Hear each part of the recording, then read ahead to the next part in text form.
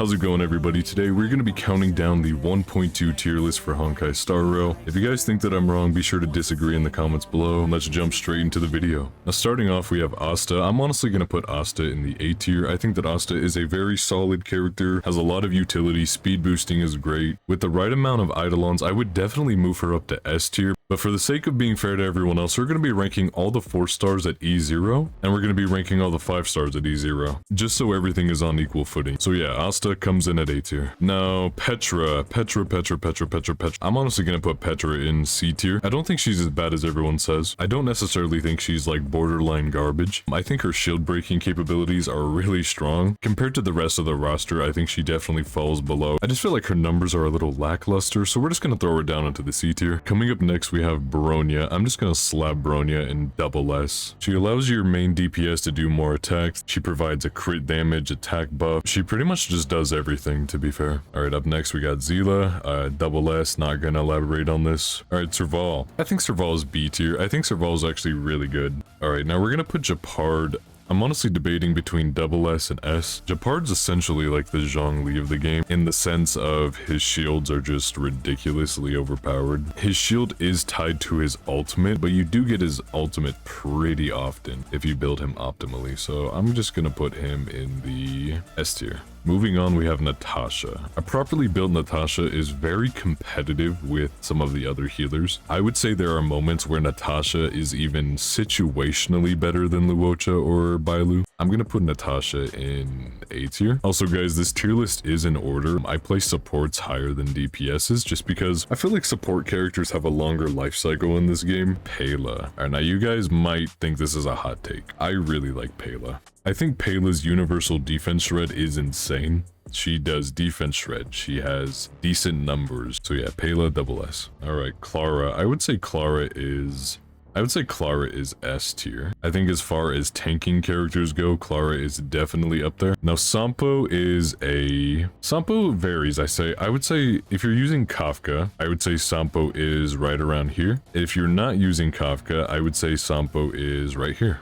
He does what he does, and he does it very well, so I'm gonna put him in top of B tier. The main character. I'm gonna use the male main character to represent physical MC, and I would say physical MC is down here next to Herta. At the beginning of the game, physical MC is kind of overpowered. Alright, Welt.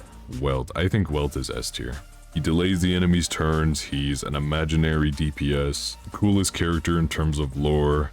Honestly, there's not many bad things I can say about the dude. I think that when 5-star Dan Heng comes out, I think his tier will definitely drop a little lower. I still think he'll be S tier. I'm not gonna lie. I think Dan Heng is going to be up here, so I think Welt will remain in S tier, but you know, if you guys disagree, that's fine. Alright, now Hook is one of those characters who does very solid numbers. I think Hook deserves to be in A tier. I would say Hook is above Sampo and Serval. Now Luocha. Luocha is a hell of a character, and I would actually put Luocha as the second best character in the game. Luocha is a very SP efficient, very good healer. He has a cleanse, he does damage, he kind of just does everything you would want from a support. I'm gonna put him in S tier. Jing Yuan. Jing Yuan is really, I don't know.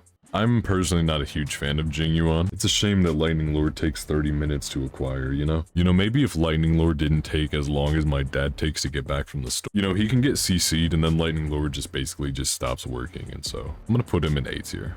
Yanqing. I would put him above Hook. Yanqing can do a really good job. He can hit some really high numbers, and you don't really need to build crit rate on him. You kind of just have to stack like 8 million crit damage, and that's pretty much all it takes. Bailu S tier. When it comes to just raw healing, Bailu definitely outscales Natasha. However, Natasha does have a cleanse, which, in my opinion, would put Natasha above Bailu. But for most general content where you're just trying to out-heal the enemy, I would say Bailu definitely does the job a little better. Ting Yun, dead. I would say Ting Yun is double S tier. When it comes to the 4 stars in this game, it really seems like the 4 stars are kind of busted. QQ, I actually haven't used QQ much. I've heard that with Eidolons, she gets a lot better. So I'm just gonna place her in A tier on a whim. Alright, Su Shang. Su Shang is B tier. And with Bronya, I would say she is borderline A tier.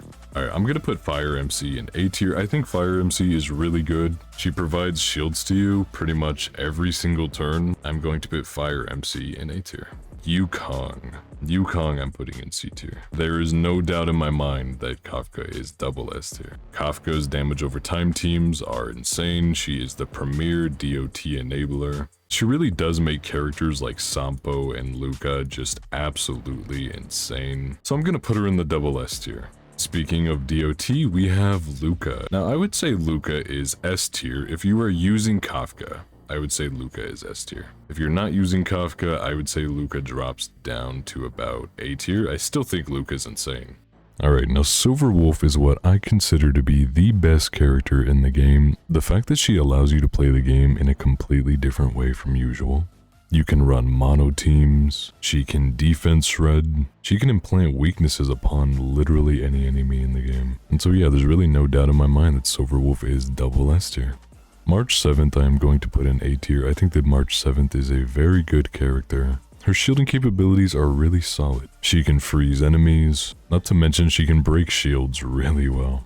Arlen, just use Blade. Well, I know I didn't rank any of the unreleased characters, but I have been having some visions. And according to my visions, Fu Xuan is going to be double S tier. If you guys think that I did an okay job on this list, be sure to subscribe and drop a like. It really means a lot. I put a lot of effort into this video. If you guys have any video ideas that you want me to do, be sure to suggest them below. I'm always down to try new things. So yeah guys, thanks for watching. I'll catch you in the next one. See you later.